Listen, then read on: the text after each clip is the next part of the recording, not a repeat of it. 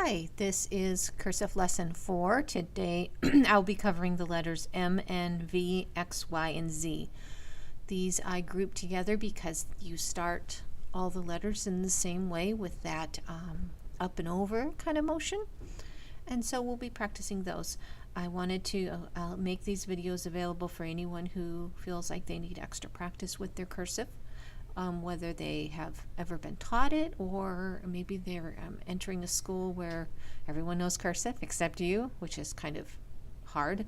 So this is just for anyone who just feels like they need to spend some time catching up and perfecting and getting competent with their cursive. It's a really good skill to learn, and not only is it good, it's fun too, and to me it's kind of like an art form as well. It really helps with your small motor skills. So I think it's still valuable, although some teachers are not teaching cursive anymore. I feel like it still has some value. So wanted to make sure to make it available for anyone who feels like they need extra practice. So I'm going to go ahead and get started. This is the last lesson in the lowercase lessons. I will also be covering uppercase lessons as well, other uppercase letters as well next. But I wanted to cover the lowercase letters first. So without further ado, we'll get started. Now remember, if you want to get the slant and you're right-handed, you're just going to tilt it a little bit this way. Do the opposite if you're left-handed. All right, so there are several things that students get confused with these letters in this family, so we'll be covering that as I go. So the first letter we're going to be working on is an M. For all the letters in this family, you start at the bottom line and you go up and over. It's nice and round. And then you stop back to the bottom line again. That's the basic beginning. I like to tell kids it's kind of like when you're on a roller coaster and you go to the top and you go back down. It's nice and round at the top. You don't go up and then it's not pointy, it's round. That way the roller coaster car can keep going and it gets some momentum. Anyone who knows me knows I love roller coasters, so I like using that analogy. So here's the beginning, up and over, stop, and then you're going to do one more time, and one more time, and then through. So you go, and actually with an M, it actually has 3 humps instead of 2. I know with cursive, this is the cursive M. So you have to be thinking about this part right here is just the lead in to the letter. So this actually doesn't, well, it counts as the M, but when you think of an M having 2 humps like printing, there's the 2 humps. This one is just going into the letter. So some kids get confused and they make N's instead of M's, and we have to practice that a little bit more. All right, so let's practice with some M's. 1, 2, 3. I like to remind the students if they're having trouble with that concept is go down 3 times for the M. 1, 2, 3. And when you finish off, you do the nice curve hook at the end. If you put more than one M together, it looks like this. Oops, I was watching the screen and got a little carried away. There we go. M. On my first video, I wasn't paying attention to the letter. The page kind of got off the screen, so I want to make sure that I keep it on the screen. So this is how you do 3 M's together. Keeping in mind of those 5 things, which are alignment, letters sitting on the line, size, have to be the right size, get the slant in there, spacing, and shape. I think I covered them all. Size, slant, alignment, shape, and slant. I think I got them all unless I repeated one. Anyway, you'll know for the previous lessons what they are. All right, so there's the M. The next letter is the N, which is almost like the M, only you don't do as many humps. You just do 2. And this is why kids get confused, because they think this is the M, because it has 2 humps, like in printing. And printing M has 2 humps, so this should be an M, right? And wrong. This is an N, because the printing N looks like this. This actually doesn't really count as one of the humps of the N. That's just going into the letter. So it's like if I were to finish this cursive and finish this printing N and make it a cursive, and it would look like that. So that's the source of confusion for the M and the N. This is how what 3 N's together look like. more time.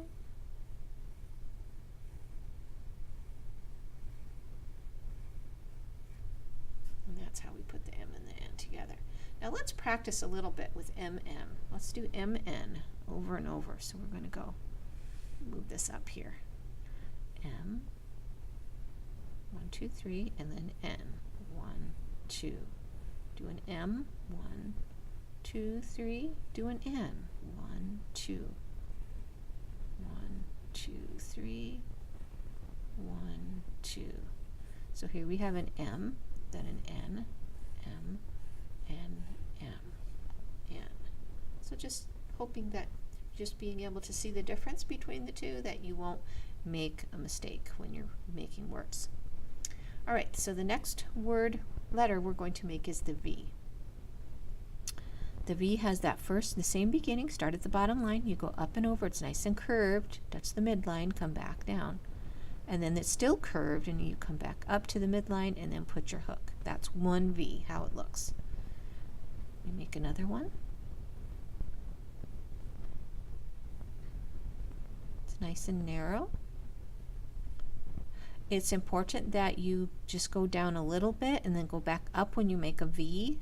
That helps us differentiate between the U. So if I do more than one V together, it looks like this.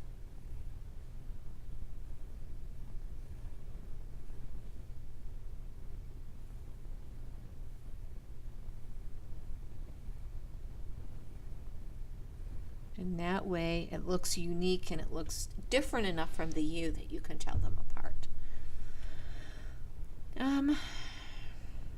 We can practice putting the letters together. They don't really make a word, but we can do M, V, N, or N, V, M, or V, M, N. So those are some, the first three. There are two more. The next letter is the X. The X, you're going to do just a basic roller coaster hill. Come back down. And then you get to pick up your pencil, go to the midline, and make a nice straight diagonal line across. And there's your X. So, very simple. Oh, by the way, I wanted to go back up to the V. I forgot. Common mistake with the V. Students want to do this. You see what's wrong there? They want to make it look like a printing V. Well, we know printing V's are pointy at the bottom. Well, a cursive V is not pointy. It's still round at the bottom. And I know it's confusing. They think, well, then it's a U. Well, the reason it's not a U is because the U goes, when you make a U, you start at the bottom line and you start under. So that's one difference from the U. It goes, the beginning part is different. Here's the U, here's the V. So there's one way you can tell it apart. The other way is the U goes back down to it finishes at the bottom line, but the V does not. It finishes at the top line. So there's two ways you can differentiate the U from the V. So that's why you need to remember, though, the V is not pointy at the bottom. Not with the cursive. All right, so let's go back to the X. Up and over and cross. So the X's are fun to make in a row. You just get to go on a roller coaster. And then cross, cross, cross. Up and over, up and over, up and over. Cross, cross, cross. All right, and the last letter in this family is the Y. Up and over. So far, we've made a V. Now, but in order to make a Y, you follow it down, go to the bottom line, go past the bottom line, go to the top line, and you make your tail, just like the G tail. So it's a V with a G tail, and you have the Y. Okay, so to make more than one Y, go like so. Common mistake with the Y is students want to go like this. But you know, There's a lot of people that make their Y's that way, a lot of people that were taught to make their Y's that way. To me, it's not a deal breaker. It's okay. If students make their Y that way, I can live with it, but in this curriculum, they are taught to go up and over. I was taught to go under, but yeah, it's a matter of preference, matter of style. I can still see that that's a Y, so it's not a big deal. Although if I'm technically grading their cursive, I will be looking for that because this is the way that the curriculum teaches. But if they're just taking notes or writing report, I mean, once they get to 6th grade and beyond, they kind of have a certain amount of preference with certain letters. And my opinion is, as long as you can read it and it looks neat and legible, if they want to make their Y a different way, that's fine. All right, so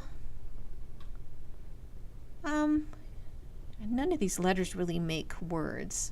My night light turned off again in my room. Just a minute. But you can combine whatever letters you want to make words. That's fine. Now, actually, come to think of it, you have learned all the letters in the lowercase family. So I'm going to actually add a little bit, and we're going to make a sentence that uses all the letters of the alphabet. Although you haven't learned the capitals yet, but we'll cheat, and I'll teach you one capital right now to make this sentence. And that is, I'm going to start with a capital G.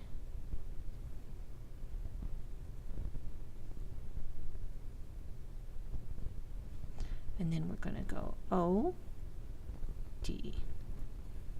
God. The next word we're going to practice is created. C-R-E-A-T-E-D.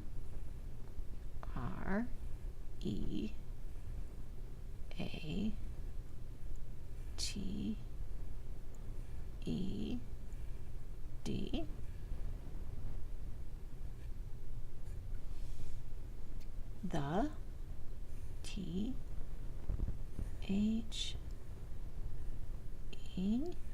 Oh, I realized I didn't go to the top there. Okay, cross. God created the, I think I'm going to go to the next line because I might end up not having enough room. So I'm going to go to the next line. Ooh, I might run out of room. That's all right. Zebras is the next word. So I'm going to go Z, E, B, R, A, S, and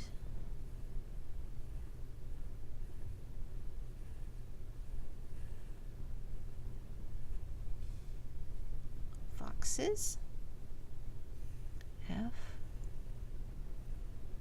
O, X, E, S. Remember to finish the word first. Then you pick up your pencil and cross the X's, dot the I's, cross the T's. 2.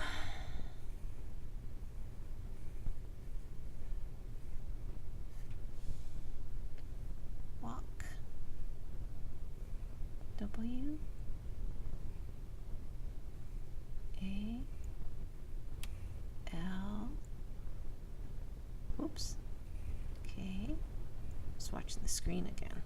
Oops.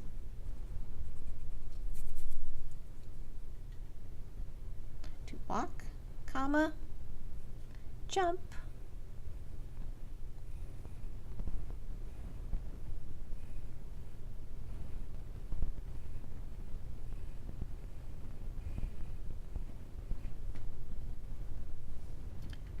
Comma, and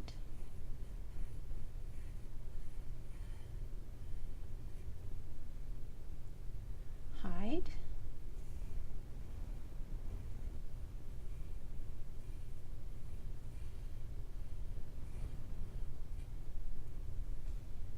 Very.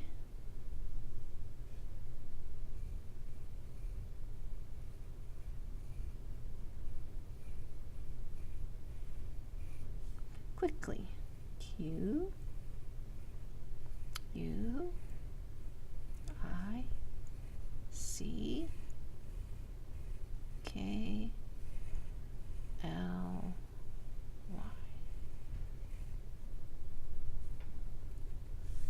God created the zebras and foxes to walk, jump, and hide very quickly. All right, so if you practice that sentence, you are practicing all the lowercase letters. Kind of fun. All right. Thank you.